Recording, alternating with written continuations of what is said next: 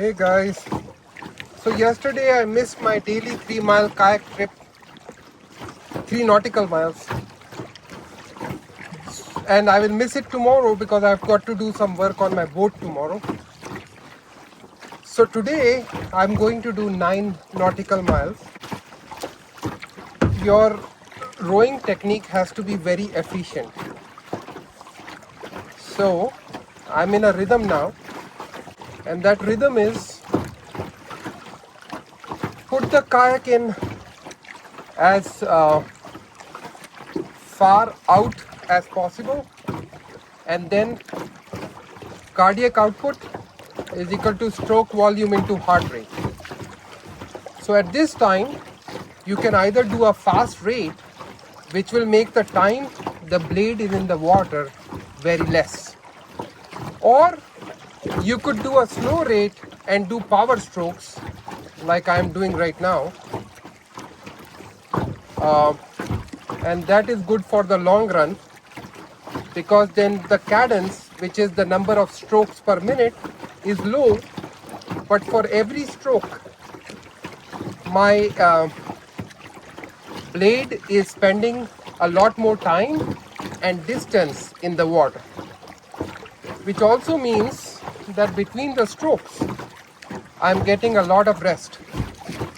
So slow and easy, that's what you really want to do. And once your kayak blade is in the water, I go from as far as out as possible to as far back as possible. Now the tide is behind me. It is at slack right now, but as I get tired, the tide is going to take me out towards the bay. But unfortunately, there's a lot of wind, as you can see. And I chose to be against the wind because a kayak is theoretically more affected by the current because it's in the water than the wind. You can hide from the wind among the trees, so I'm on the left bank here because the wind is coming from south. Yeah.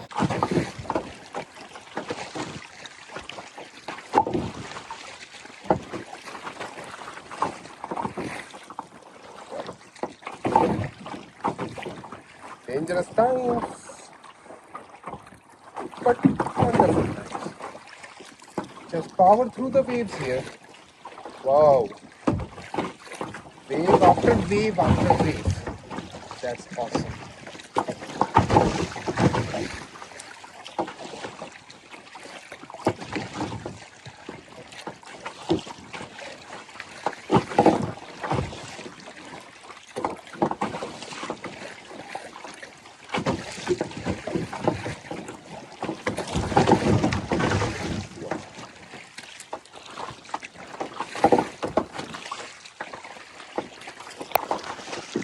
Okay, I need to get out of here.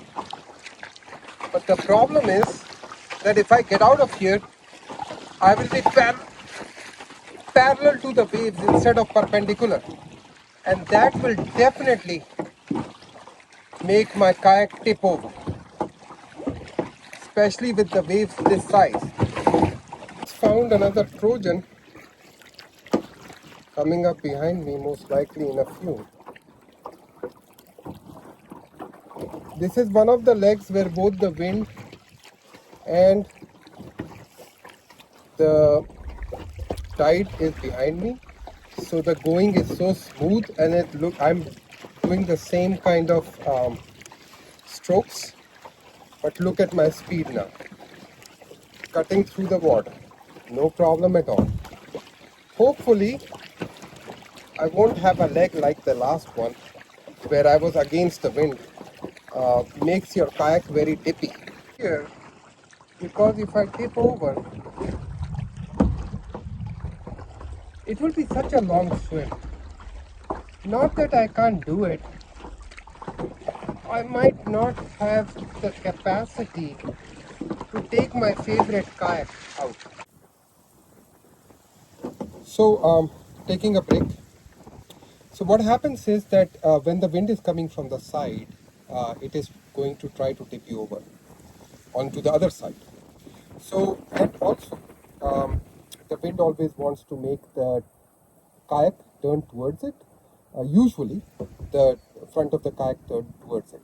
So, one way of making the boat go straight is to go deeper with your deeper and closer with your paddle, but that increases the chances of you tipping over. So what you really do is you just hold the blade so that hold the oar so that one blade is longer than the other, and look how easily I can turn the boat around. So the idea is to make sure that you are using the similar strength on both sides, because if you don't, then one hand will get tired before the other.